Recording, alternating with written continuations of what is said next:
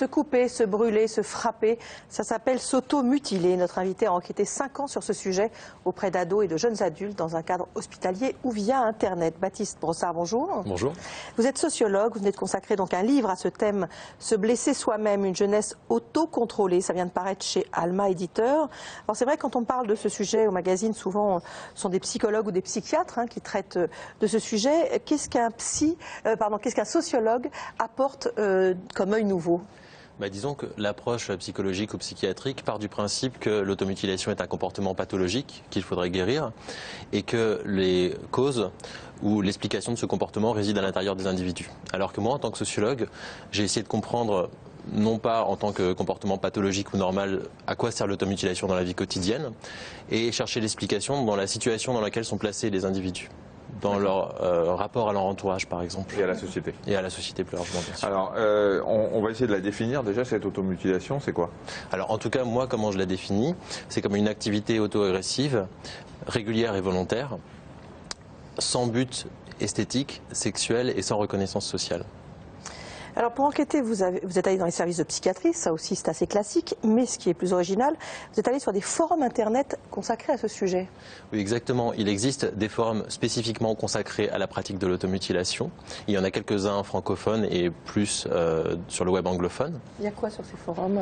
C'est des forums d'entraide, c'est-à-dire où les internautes se connectent pour échanger des expériences, échanger des informations, pour se soutenir aussi. Il y a beaucoup de choses qui se passent par message privé, par messagerie instantanée aussi. Si par exemple un internaute va mal, il a tout un réseau de personnes qui sont là pour le soutenir une fois qu'il est intégré.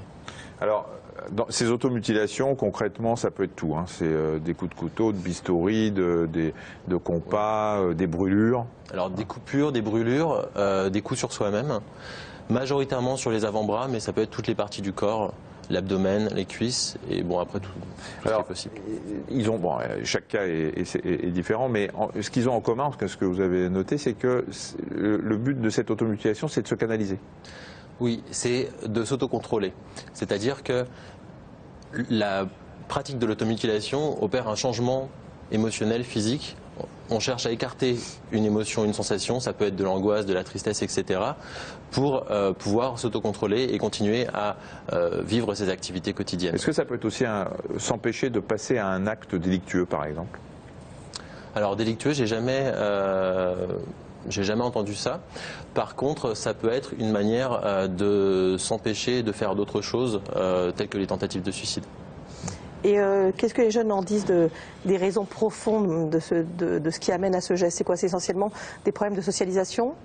Oui, alors moi j'ai travaillé en discutant, en faisant des entretiens avec des personnes concernées ou qui ont été concernées par cette pratique. Et ce qui ressort, c'est que majoritairement ils accusent ou alors ils font de leur vie familiale des causes principales de leur mal-être. Cette configuration familiale, moi j'ai cherché à l'analyser en termes de positionnement social, c'est-à-dire que j'ai étudié comment le problème est formulé en termes de position dans la société, c'est-à-dire position de classe, de réussite, la réussite, ou alors position de genre aussi, avoir une identité d'homme, une identité de femme. Et globalement, c'est l'explication qui est donnée par les personnes, ça ne veut pas dire que c'est l'explication en soi, c'est des conflits qui résultent de problèmes de positionnement social.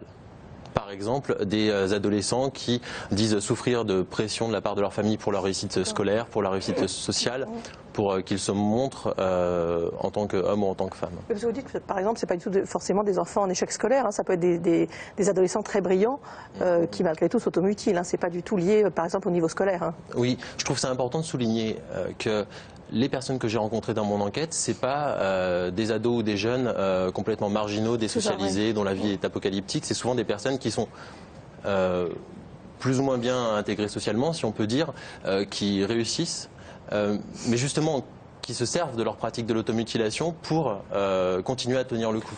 Alors, ce qui est marquant aussi, c'est qu'ils ne sont pas exhibitionnistes. Ceux qui s'automutilent, il n'est pas question de le montrer. Non. Non, la plupart des personnes, au contraire, cherchent à dissimuler, ils mettent en place des véritables stratégies de dissimulation pour ne pas que l'on voie leur marque.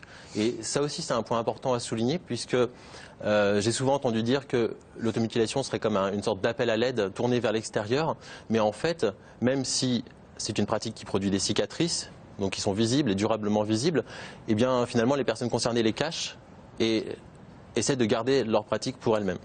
Et vous dites qu'en général, quand ils arrêtent l'automutilation, c'est pour passer à autre chose qui va les soulager également?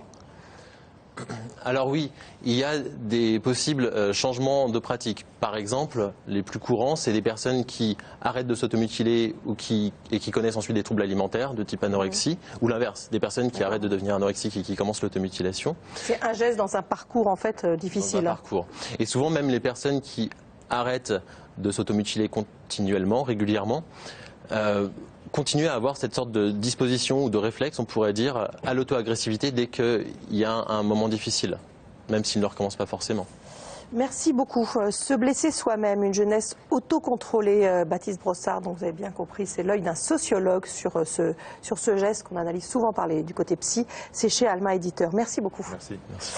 À 14h30, Allô Docteur va être consacré aux infections.